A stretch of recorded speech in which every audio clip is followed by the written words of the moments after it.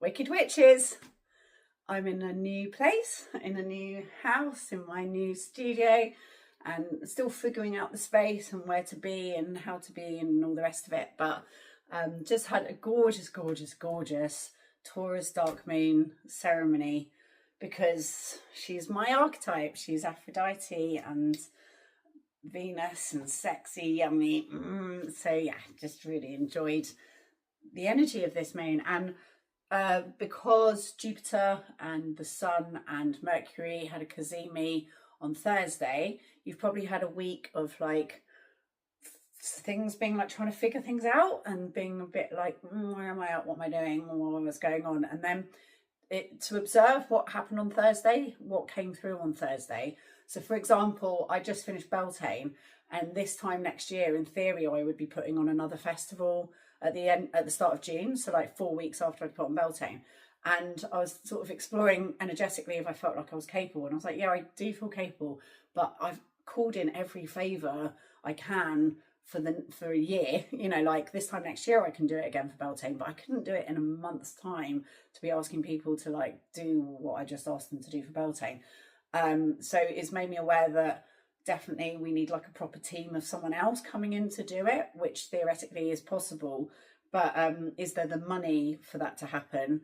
And then on Thursday, the whole of the Guernsey tourism people came over as part of our government work, and they were literally like, no, it's the year of the Normans, you're actually our main thing on the programme, we need it to happen, there will be money, make it happen. I was like, oh, okay, well, if ever the universe was clear on something, that was it.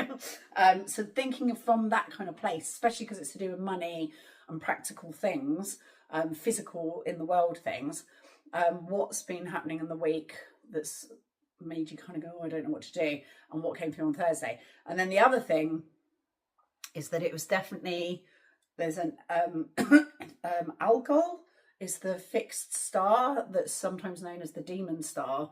It's Medusa's severed head, I believe, or the eye of Medusa or something. It's something to do with Medusa.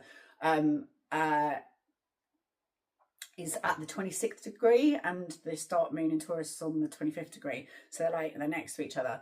And that is the star of beheaded leaders and enemies and secret enemies. And so it's about like, well, basically very sort of Scorpio vibes, death, transformation. So probably something's also happened, possibly last night or today, that's felt very death card like, where it feels like something has happened that will be irreversible and unchangeable.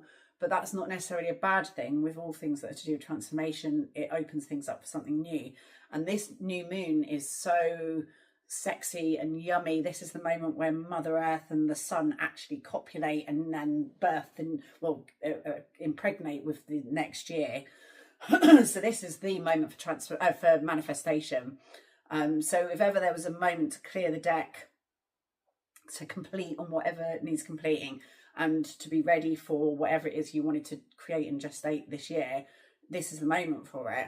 So whatever painful, cutting, head severing, whatever needs to be shedded will be shedded, and that's not a bad thing, so that we can move forward. And I actually had quite a big thing happen last night that was exactly that, and it was awful. And for a moment my life felt like everything was, fucked. And then this morning everything was fine, and actually it means that things have moved on and have cleared in a way that needed to. It was like a thunder and lightning storm that had been brewing for a week, and you can feel that pressure and that tension. It was like that needed clearing, and it's really good that it got cleared, but it just wasn't very fun to go through. So that's what is in the ether.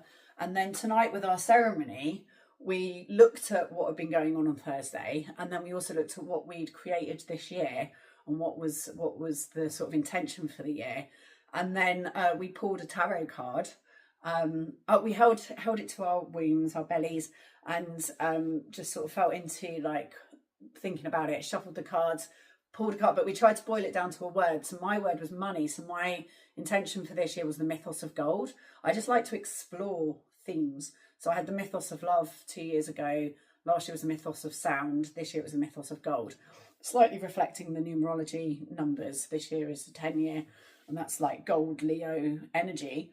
And it was like mythos of gold. And since then, I've burnt money, like literally burnt money, as offering, just as offering, without any kind of attachments, and really changed my feeling and relationship to money, in that I realised that I sort of killed something, like I'd taken that energetic note out of circulation. So I'd kind of killed a thing that had an energy, that had had a whole life, that had seen the world and had a journey and had done things.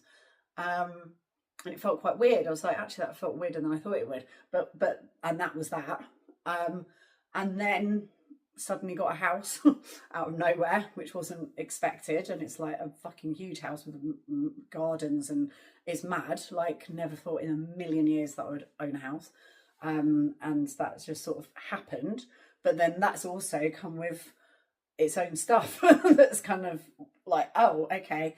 And that's been a whole journey and process. And yeah, like with all these things, there is no completion. And so I held the cards to my womb and thought money, and then I pulled a card and the word was completion. But was thinking about how there's no such thing as completion. And I wrote this poem, because the actual card, I don't know if I've put it, no, it's not to hand, I have to put it in the deck. It looks like the Wheel of Fortune. So it's a wheel with spokes, but the spokes were Aries and, it was Aries and a swan, but there was the Venus symbol on it and the Aries symbol. So it was like, actually that's the masculine and the feminine. And it made me think of the spiral, how the masculine drives the forward motion and then the feminine is the cyclical. So cyclical would just be go around in circles, and forward motion just means there's no fucking, it's just like, duh. And that's what patriarchal time is. Like, there's no, can we just stop and take a breath? Whereas if you follow cyclical time, you are checking in every dark moon and full moon, and you live in a cyclical way, and you're following the seasons. And now I can't even imagine living in linear time again, because what's that all about? But anyway, it's a spiral. It's not just cyclical, it's both, and that makes a spiral. So completion. There is no end to a spiral, only moments of pause and reflection. As you notice how you have been here before, but this time new things budded first. There was a different order to the flowering. Nothing grows or decays the same way each time. No two births or deaths are the same. But every year there is winter, followed by spring, and you will continuously learn the same lesson over and over again. Never in the same way, with the same results, but the ingredients and themes will repeat. Just as with the seasons, nothing here is wrong. It's simply what is. You're here for this, just as the earth is here for time. She learns her lessons year after year, and we are here to witness her journey, as she is witnessing yours. Neither of us are here to complete anything. We're here for the journey and adventure of it all. So that was cool. So yeah, and then we got some massage oil, because it's Venus. Taurus is ruled by Venus. This is a lovely, sexy, sensual moon. And as we massaged ourselves, I said, and now think of the two words together. So the word was money and then completion. And actually what I realised as I was giving myself a massage was, I feel like what has fully completed now with this dark moon and this whole journey of putting on Beltane, moving house, that's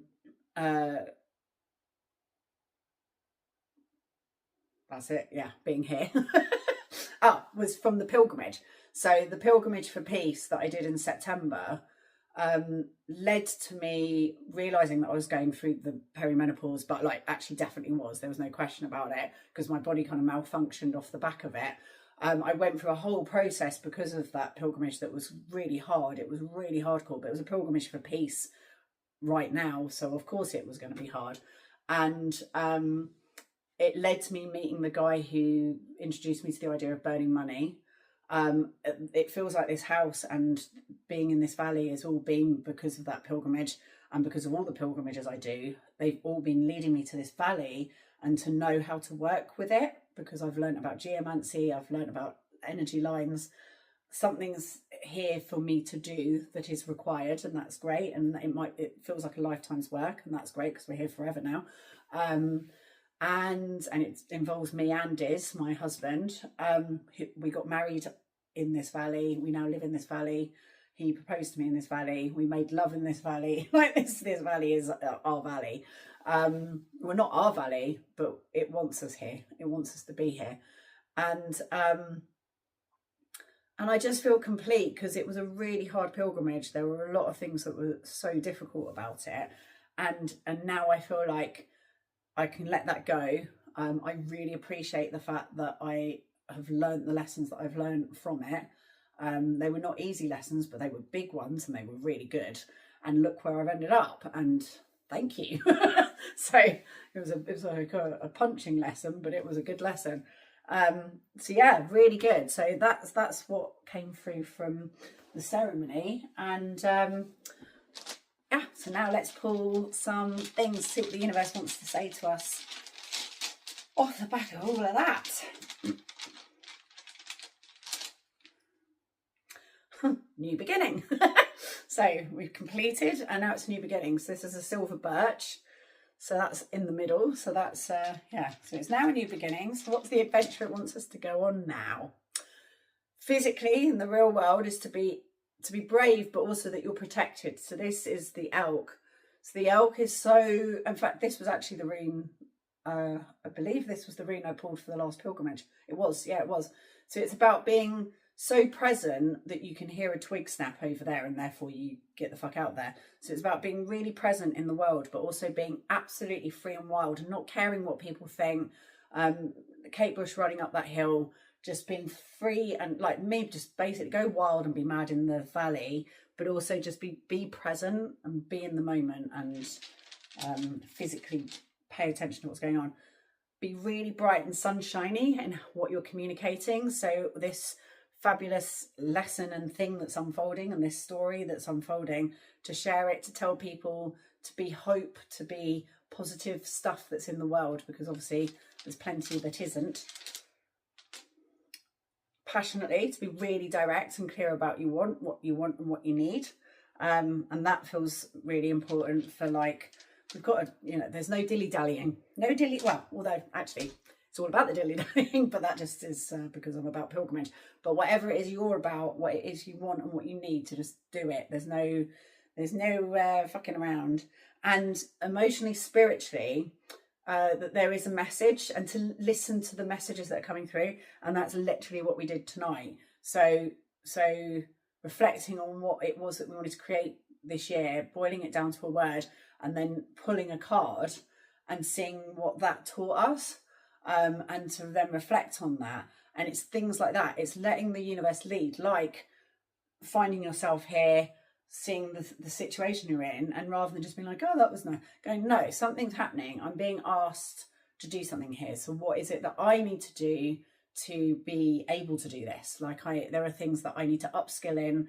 There are things that there are so many things I need to learn how to do, like grow vegetables, make things out of wood, but also do energy work and work more with the land. And I'm reaching out to people that know more than me to ask them to come and work with me and to help me and support me and open up to whatever it is that needs to happen here. So what is it you can be doing that will move you forward, and listen to the universe giving you signs and teaching you through the journey that's unfolding before you. You know, we spend a lot of time with like postcards in front of our eyes thinking this is what we want, and we miss that behind the postcard of Miami or whatever it is, there's fucking unicorns and rainbows and waterfalls, and you're just like, oh yeah, but I want Miami.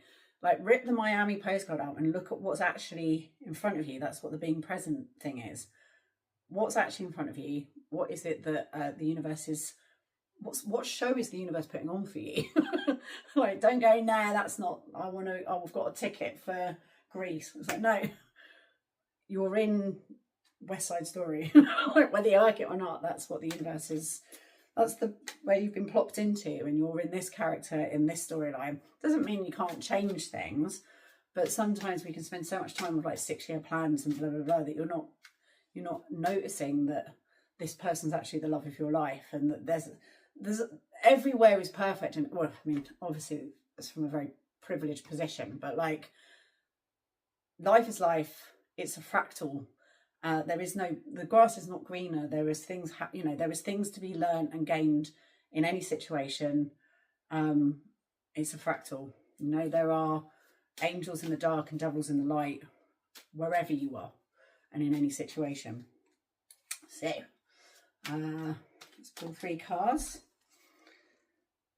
Worry. So yeah, this is the thing. You can spend your time worrying, fretting, all in your head. It's a scratched record. And then there is the dark night of the soul, which is what I just went through. Like that was hardcore, but the scarab beetle knows where the sun is, even in the darkness. So even when it is dark, the scarab beetle still follows the path of the sun, and they don't know how he does it. And that's why the Egyptians worshipped it, and it's a dung beetle, so it would be pushing a ball that looked like the sun and would always be following the line of the sun. So even in the times of darkness, to trust your intuition, trust the journey, trust what's going on, and just keep going. And that's what happens with pilgrimage. Even when it's hard, you just keep going, put one foot in front of the other.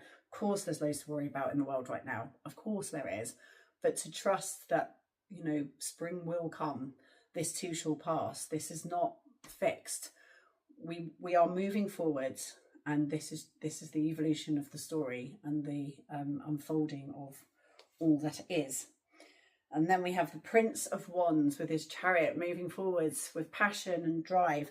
It's really important that we move towards the sun. We be that dung beetle in the dark, pushing our way through the darkness with a piece of poo, the shape of the sun, and to keep following that path, because we will reach dawn and spring and summer again, and we'll be out there in that sunshine. And to be passionate, Prince of Wands is passionate and fiery and driven, and on the chariot just moving forwards. So follow your bliss, follow the flow, follow your creative yummy enjoyments. Be nuts and just go for it, and don't hold back. I've only got one oracle deck with me to hand, so I'll see what the nudge from the goddess is. Just a little kiss on the forehead.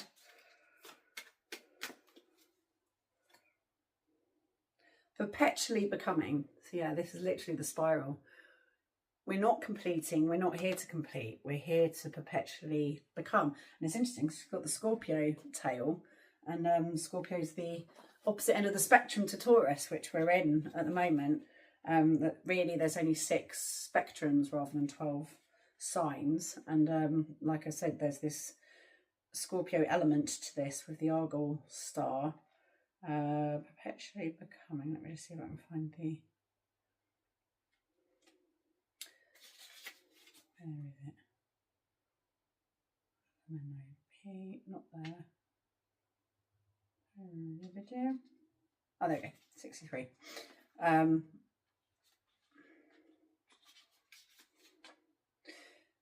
Becoming. You're perpetually becoming your own safe space, your own mama, your own power source, your own force, for goodness, sensual pleasure, the good stuff, which is also what that card feels like. Perpetually becoming by cycling through the ebb and flow of creation, through your dreams, your own creations, giving birth to yourself, to the world, to the cosmos, over and over again. Perpetually becoming by birthing primordial source power, so that you have the strength and resources to rebirth and mother yourself from and out of the darkness. Affirmation: I'm perpetually becoming more of myself. The wellness and self-help industry wants to sell you cures and quick fixes. But this, perpetually becoming, is the ultimate way in which we tend to and become more of who we are here to be. Only, well, it's not easy to package and it doesn't really sell. Oftentimes, in fact, it's messy and it's definitely not linear. And yet we're forever becoming, perpetually becoming, in a journey of a process, in and up and down and out, perpetually birthing more of who you already are. In a nutshell, that's exactly what I just said. So perfect. So perpetually become, spiral, dance, do your thing. But just know it's a journey and an adventure. Keep putting one foot in front of the other. Thank you, my loves, and I shall see thee anon.